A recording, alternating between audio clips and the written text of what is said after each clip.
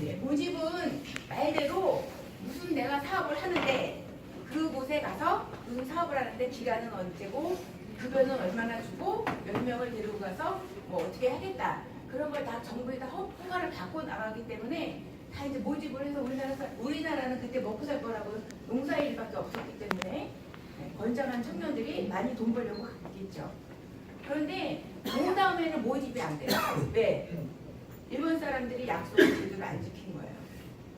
큰 막사 하나 져놓고 그냥 거기서 먹고 자기 하고 그리고 월급 줬는데 다 빼고 담배 3필 정도만 남았다고 그래요.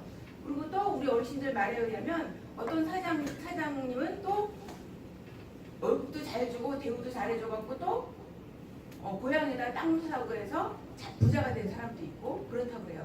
근데 대체적으로 약속을 안 지킨 거예요. 그 다음에 시작한 게 뭐냐면 관할선이라는 걸 합니다.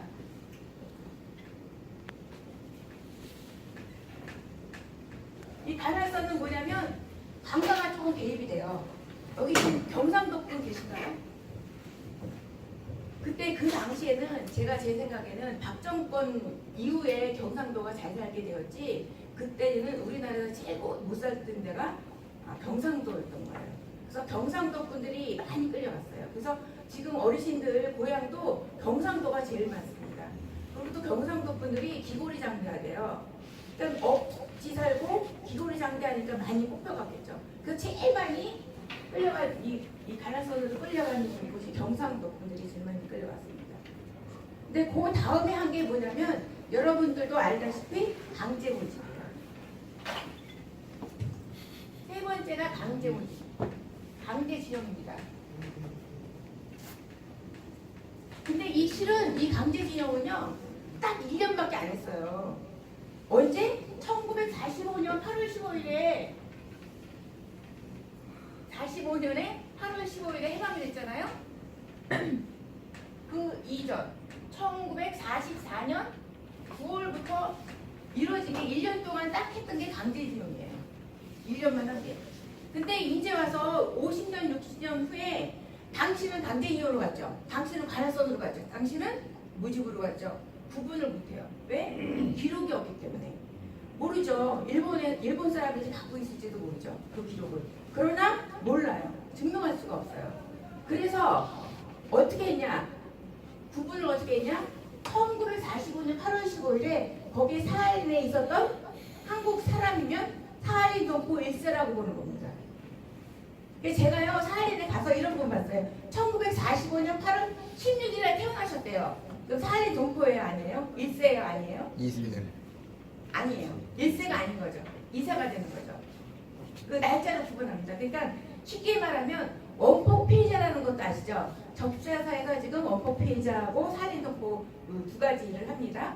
원폭 피해자라고 하면 일본의 나가사키하고 히로시마에 원자폭 터뜨린 거죠. 미국에서 터뜨렸을 때 거기에 있었던 한국 사람이 원폭 피해자가 되는 거거든요. 원폭 피해자라고 하면 히로시마에 원자폭탄 터뜨렸을 때 거기에 있었던 한국 사람, 나가사키에 원자폭탄 터뜨렸을 때 있었던 한국 사람이 원폭 피해자가 되듯이 사할린 동포 1세라고 보는 거는 1945년 8월 15일에 거기에 사할린에 있었던 한국 사람이 곧 사할린 동포 1세라고 보는 거예요. 아셨죠? 그러니까 원폭 피해자는 또 이렇게 증명을 해요. 누가 증명을 어떻게 할 거예요? 거기 명단을 써놓은 것도 아닌데 너 거기 은행 앞에서 나 봤지? 같이 있었잖아. 서로 인용 보증을 해갖고 원폭 피해자라는 걸 증명을 합니다. 그러니까 요 1945년 8월 15일 이것도 거기 사할인에 이산가족 협회라는 데가 있어요. 거기서 증명을 받아갖고 이제 하는 겁니다. 근데 이제 이분들이 왜 이렇게 사할인에 있으면서 해방이 되는데도 왜 못 왔을까요? 우리나라에 왜 못 왔을까요? 귀국을 못 했을까요? 해방이 돼서 이제 좋다고 이제 고향에 가겠다고 하시는 분들이 왜 못 가고 거기 있었을까요? 왜요? 소련, 옛 소련이죠. 지금 러시아인데 소련 거기에는 사회주의였고 우리나라는 민주국가였단 말이에요. 그래서 올 수가 없었고 수교가 단절이 됐기 때문에 못 왔고 그리고 자기네끼리 조약하기를 일본 사람들은 다 데리고 갔어요. 다 철수를 했죠. 2년 동안 다 철수를 한 거예요. 하면요 일본 여자랑 결혼한 한국 남자들도 다 데리고 왔어요. 근데 그냥 우리나라 사람들보다 놔두고 온 거예요. 그냥 그래서 43,000명이라는 숫자가 거기 살인에 우리나라 사람들이 거기 있게 된 겁니다. 그러니까 그 43,000명이라는 숫자도 그냥 짐작컨대 몰라요. 확실한 숫자도 몰라요. 우리나라처럼 행정이 발달해서 딱 사망 신고하고 출생 신고하고 딱딱딱 하는 것도 아니고 솔직히 요 남한에서는 조금 날씨도 괜찮고 그런 게 좀 위로 갈수록 진짜 원시민처럼 살고 막 그런 사람도 있거든요 아직. 그러니까 그런 데서 살지도 모르죠. 그런 건 아직 파악도 안 되고 그런 형편이에요. 그래서 아픔의 땅 살인이 된 겁니다. 근데 우리나라에 뭐가 이게 진짜 실제 저희 어르신들 사진입니다. 그 당시 지금 살인이고요. 우리나라 한 80년대 초 정도 그 정도로 살아요. 러시아가 굉장히 잘 살아요. 그래서 엄청나게 지금 기대를 많이 걸고 있는데 그런데 거기 사회주의였기 때문에 굉장히 낙후되어 있고 어떻게 보면 우리나라 말로 하면 게으른 거죠. 솔선수범해서 일을 하지 않아요. 이 사람들은. 그리고 우리나라 사람들은 거기 한 43,000명 정도 있다고 그랬는데 그분들은 굉장히 우리나라 사람들 특징이 뭐죠? 근면 성실하고 머리가 우수해요. 그래서 굉장히 중상으로 사는 사람들이 우리나라 사람들이 그렇게 많이 살아요. 여러 인종이 살아요. 유배지다 보니까 여러 인종이 사는데 우리나라 사람들은 중상으로 그런 삶을 살고 있고요. 잘 살고 있어요. 우리나라. 어디가 나고 근면 성실하니까 그냥 요 텃밭 요만큼만 있으면 거기다가 그냥 심고 뭐 해갖고 엄청나게 아주 잘하고 삽니다. 그런 삶을 살고 있고요. 그러나 이제 이분들이 우리나라 사람이지만 우리나라 국적이 없었기 때문에 일본인으로 가서 또 일본이 망하면서 당장 무국적자가 됐죠. 무국적자가 됐는데 좀 빠른 사람들은 러시아 국적 취득하신 분도 있고요. 또 어디가 사회주의였었죠? 북한이 사회주의였었잖아요. 제가 가봤더니 공원에 막 이렇게 우리나라 사람들이 뭉텅이 있는 사람들이 또 북한 노무자라고 해요. 그러니까 북한에서 많이 와서 선전을 했다고 해요. 또 혹시나 북한을 통해서 우리나라 들어오지 않을까 해서 고향에 가지 않을까 해서 많이 더 북한으로 가신 분도 있다고 그래요. 끝이죠 뭐. 그렇게 해서 이분들이 굉장히 오갈 데 없이 거기에 살게 된 겁니다. 사할인에. 근데 그 50년 동안 가족들을 다 이제 그리고 이제 뭐 뿌리를 내리고 살았겠죠. 근데 우리나라 뭐가 이제 계기가 되냐면 88년도에 뭐가 있었죠? 올림픽이 있었잖아요. 88 올림픽이 계기가 돼요. 우리나라 그 대통령, 노태우 대통령이겠죠? 일본의 수상, 소련의 우리 어르신들은 뭐라 그러냐면 이마에 지도 그려져 있는 사람, 고르바초프. 네, 그렇게 모여서 얘기가 합니다. 사할인에 한국 사람들이 그렇게 많다는데 맨날 고향에 가겠다고 그러고 고향에 보내달라고 그러는데 길이 없겠느냐. 그리고 일본에서도 또 나쁜 사람들만 있는 게 아니라 변호사협회, 민간 변호사협회에서 주동이 돼요. 실은 이 사람들이 우리의 피해자들 아니냐. 고향에 올 수 있는 길을 좀 만들어주자.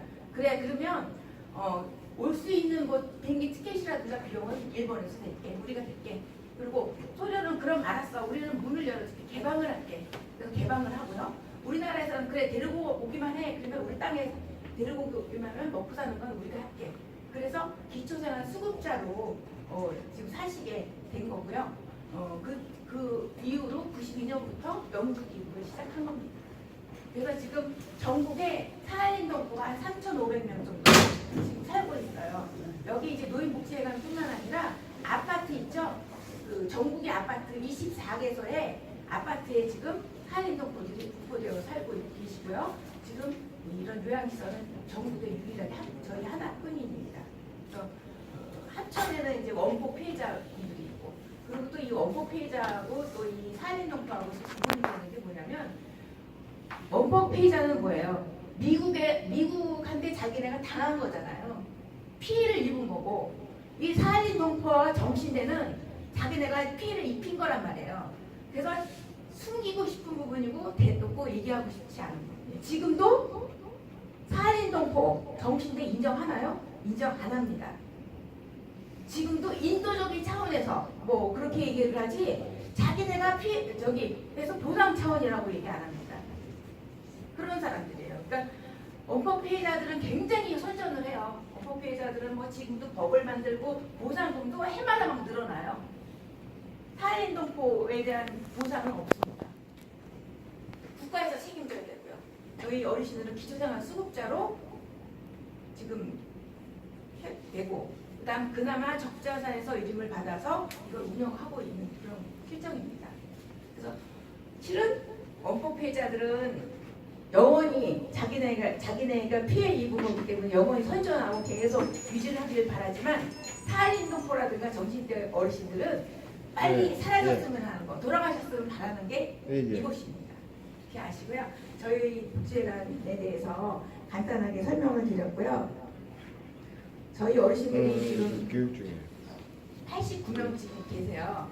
근데 이제 지금 조금 이상한 게 뭐냐면, 여기 보다시피 남자 어르신은 11명밖에 없네? 할머니들이시네? 왜 그런다는 그런가요? 소리 아니야. 이상하죠? 알았어요. 노무자를 끌려갔고 뭐 강제로 징용 끌려갔다는데 왜 여자들만 남았을까요? 그러니까는 맨 처음에 남자들만 다 모집해서 가고 그러다 보니까 그 사안에 있던 일본 여자들이 남아나질 않았대요. 굉장히 고생을 했대요. 우리 어르신들 말하면 굉장히 고생했대요. 무슨 고생인지 아시죠? 그래가지고 할 수 없이 일본에서 머리를 쓴 거예요. 휴가 주면서 거기 가서 데리고 오라고. 그래갖고 그때부터 이제 여자들을 데리고 들어간 거예요. 뭐 부인도 데려갈 수 있고, 뭐 결혼할 사람을 데리고 왔다든가, 하여튼간 그래서 여자들을 다 데리고 간 거예요. 그리고 남자 어르신들이 제가 보니까 그 평균 수명이 3-4살 적은 거 아시죠? 응? 여자분들이 더 오래 살잖아요. 그런 원인도 있고, 솔직히 이 강제징용으로 가서 거기서 일할 수 있는 일은 뭐냐면 광산이라던가 여기가 온츠트해예요. 그래서 물고기가 엄청나게 많거든요. 어획량도 굉장히 많아요. 물고기를 잡거나 아니면 산에 가서 벌목을 하거나 1차 산업을 하는 직업이었단 말이에요. 근데 다치거나 병이 나면 뭐 제대로 고쳐주기나 했겠어요. 그래서 남자분들은 다 고생하다가 돌아가셨고요. 결국에는 집사람, 할머니들만 남게 된 겁니다. 그래서 실은 지금 안타깝게도 진짜 강제징용으로 이렇게 되신 분들은 거의 99% 돌아가셨고요. 할머니들만, 부인들만 남게 된 겁니다. 그래서 이 부인들도 모르죠. 뭐 모집으로 갔는지 이걸 갔는지, 그다음에 사회에서 태어났어도 살인동포 일사가 될 수 있으니까 그랬던 분이죠. 그러나 지금은 이것저것 따지질 않고 그냥 다 무조건 살인동포 일사라고 보는 겁니다. 아셨죠? 그래서 제가 마지막으로 이제 항상 이 OT를 하면서 급하게 지금 뭐 자세하게 들어가지 못하고 지금 했지만 말씀을 드리는 건 한 가지 부탁이 있어요. 살인동포에 대해서 이제 아셨죠?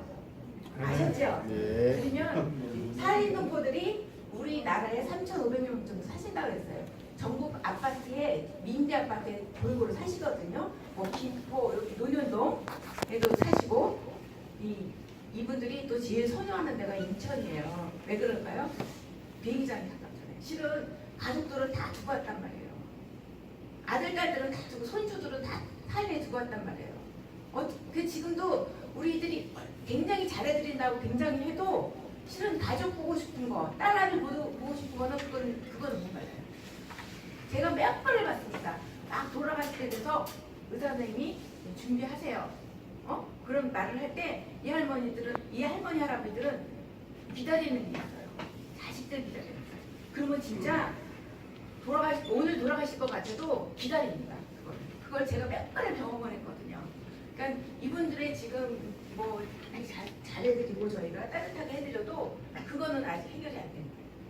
자제분들은 아직 아들, 딸들, 손녀들은 지금 살인에 있다는 거. 그렇습니다. 그래서 살인동포 이제 아셨으니까 만나시면 살인동포 저도 이제 압니다. 들었습니다. 가봤습니다. 하시면서 아는 척 해주시고 반갑게 맞이해 주시면 이분들이 여기서 우리나라에서 생을 마감하더라도 행복하게 살다가 가실 것 같습니다. 부탁드립니다.